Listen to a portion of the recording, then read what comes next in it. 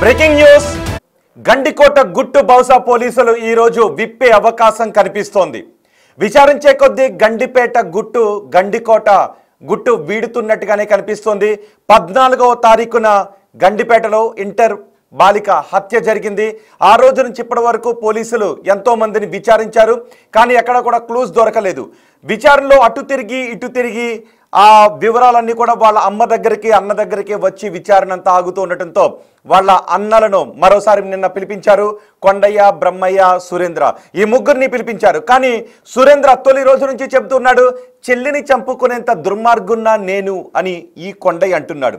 ఒకసారి big TV screen పైన చూడండి. చెల్లిని చంపుకునేంత దుర్మార్గున్నా నేను అని ఈ కొండయ్య అంటున్నాడు. కూతుర్ని చంపుకునేంత కిరాతక తల్లినా నేను అని ఆమె తల్లి అంటూ ఉంది. ఒక్కసారి ఆ బాక్స్లో, ఇంకా బయట వినిపించట్లేదు, ఆ బాక్స్లో తల్లిని ఒక పక్క, సురేంద్ర కొడుకు వరసై సురేంద్ర ఒక పక్క మీకు చూపిస్తాను. ఆ ముందు బాక్స్లో కనిపిస్తున్నది మాత్రం ఆ రోజు హత్యకు గురైన బాలిక. 14వ తారీఖున లోకేష్, ప్రేమించిన వ్యక్తి లోకేష్తో కలిసి గండికోటకు వెళ్ళింది ఆ బాలిక. గండికోటకు వెళ్ళింది అని తెలిసిన తర్వాత వాళ్ళన్న అక్కడికి వెళ్ళాడు వెతకటానికి, కానీ దొరకలేదు అని చెప్పాడు. ఆ మర్నాడు 15వ తారీఖు ఉదయం మరణించిన స్థితిలో, వస్త్రాలు లేని, సగం వస్త్రాలు తీసేస్తున్న స్థితిలో ఆ బాలిక మరణించి కనిపించింది. ఆ మర్నాడు 16వ తారీఖునే పోలీసులు మొత్తం కీలక ఆధారాలన్నీ దొరికాయి, మేం ప్రెస్ మీట్ పెట్టబోతున్నాం అని చెప్పారు. కానీ ఇంతవరకు ఎటువంటి ప్రెస్ మీట్ పెట్టలేదు. ఇందులో పోలీసులు ప్రతి పాయింట్ని విచారించారు. విచారించిన తర్వాత ఆ తల్లికి తెలిసి ఈ అన్నే చంపేశాడు అనే పాయింట్ దగ్గర వచ్చి ఆగుతుంది. మీకు గుర్తుందిగా, మొన్న 4 రోజుల క్రితం ఈ అన్న బిగ్ టీవీతో మాట్లాడాడు, మనతో మాట్లాడాడు, మీరందరూ చూస్తుండగానే మాట్లాడాడు. నేను చెల్లిని చంపుకునేంత దుర్మార్గున్నా, నేను చెల్లిని వివస్త్రను చేసేంత చంపేంత దుర్మార్గున్నా అని ఈ అన్న మాట్లాడిన మాటలు మీకు గుర్తున్నాయా? కానీ ఇప్పుడు విచారణ అటు తిరిగి ఇటు తిరిగి ఈ అన్న దగ్గరికి వస్తుంది. మొదటి నుంచి మనం అనుకుంటున్నట్లుగానే జరుగుతోంది. ఇక్కడ ఆ మరణించిన ఆ బాలికకు చాలామంది అన్నలు ఉన్నారు. ఈ అన్నలందరూ కూడా దృశ్యం సినిమాలో ఒక్కొక్క వెంకటేష్ మాదిరి ఇక్కడ పోలీసులకు కథలు వినిపించారు. ఈ అన్న ఏకంగా మీడియా ముందు చాలా కథలు వినిపించాడు, పోలీసుల ముందు అవే కథలు వినిపించాడు. కానీ పోలీసులు ఇంకా లోతైన విచారణ జరుపుతున్నారు.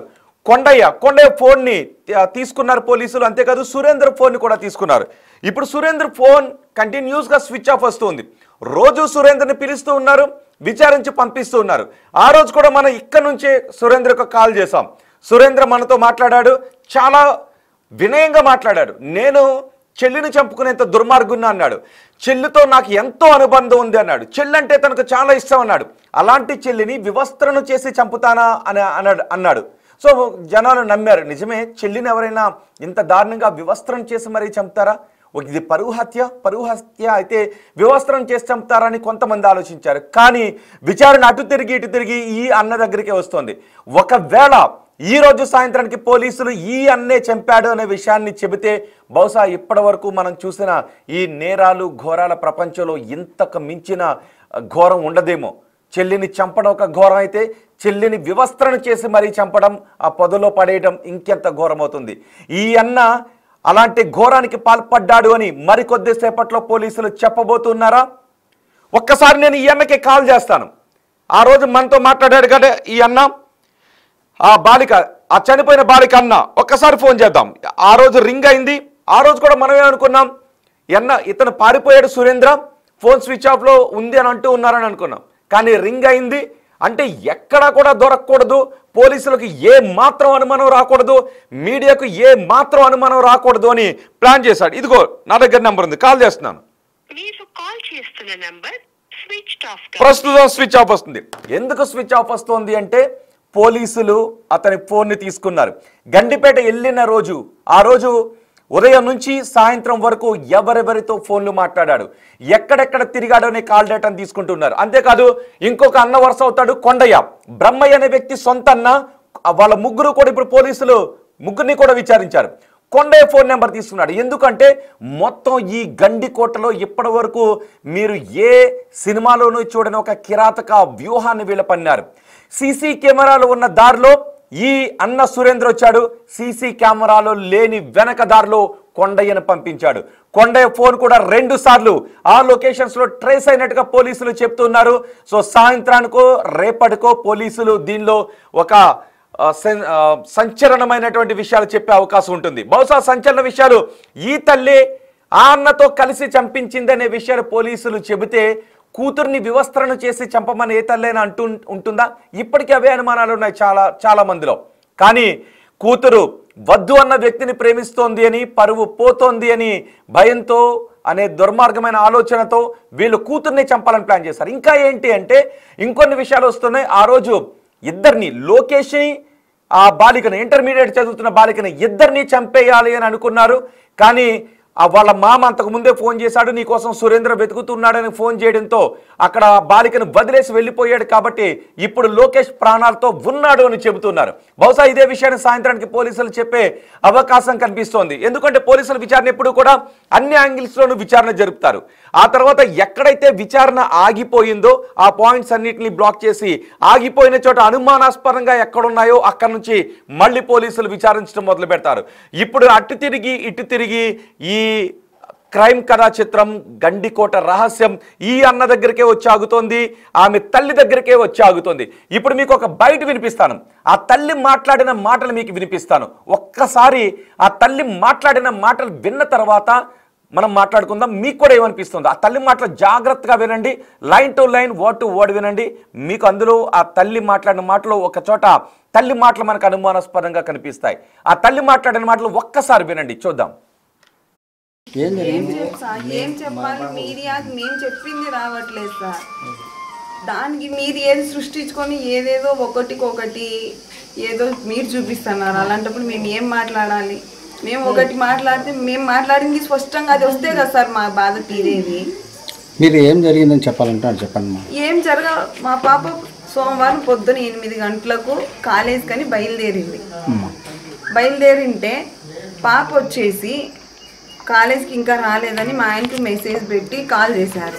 పాప ఇంటికి కాలేజ్కి వెళ్ళలేదంట. మా ఆయన ఫోన్ చేస్తే నేను ఇక్కడికి వచ్చాను, మా సొంతూరు హనుమన్గుత్తి, ఎరుగుంట్ల మండలం హనుమన్గుత్తి. ఇక్కడికి చిన్న పొదుపు మీటింగ్గా నేను ఇక్కడికి వచ్చాను. ఫోన్ చేసిన వెంటనే మా బావ కొడుకైన సురేంద్రను బైక్లో తీసుకొని వెంటనే బస్సుకి అయితే లేట్ అవుతుందని బైక్లో తీసుకొని వెళ్ళి కాలేజ్ దగ్గర విచారించుకుంటే పాప రావలేదమ్మా పొద్దున్న నుంచి కాలేజ్ కంటే. ఫ్రెండ్స్ను విచారించుకుంటే మాతో గండికోటకు పోతానని చెప్పిందన్నారు. ఆత్రంగా మా పాప కనిపించలేదని టెన్షన్లో మేము చేసిన మిస్టేక్ ఏంటంటే బాబును ఒక్కడిని పంపించడం. మా పాప కనిపించలేదన్న ఆత్రంతో ఆ అబ్బాయి ఏం జరిగిందో అని వెళ్ళింటే నా కొడుకే నా కూతుర్ని చంపినా అని ఎంత నిర్దాక్షిణ్యంగా చెప్తారు సార్. అన్న చెల్లెని చంపుతాడా? ఎంత పరువు ప్రతిష్ట కోసము అయితే 4 ఏట్లు వేసుకుంటాం, తల్లిదండ్రులుగా కాదనట్లేదు. చంపేంత క్రూరత్వంగా దిగజారలేదు సార్. ఇంకా అది సొంత అన్న. పాప బట్టలు తీస్తాడా? అన్నగారు బట్టలు తీస్తారా? గొంతు బీసికి చంపేసినారా? అదే మీకు వచ్చిందా రిపోర్ట్స్లో? ఒప్పుకుంటా. పాప ఒంటి మీద కాళ్ళు, గాయాలు, ఇవన్నీ పోస్ట్ మార్టం వచ్చిన తర్వాత కదా మీరు మాట్లాడాలా. రేపు జరగలేదు మేము కూడా ఒప్పుకుంటాము. మరి గాయాలు ఎట్టొచ్చే పిల్ల మీద? ఆ గాయాల కల కారణాలు చెప్పండి.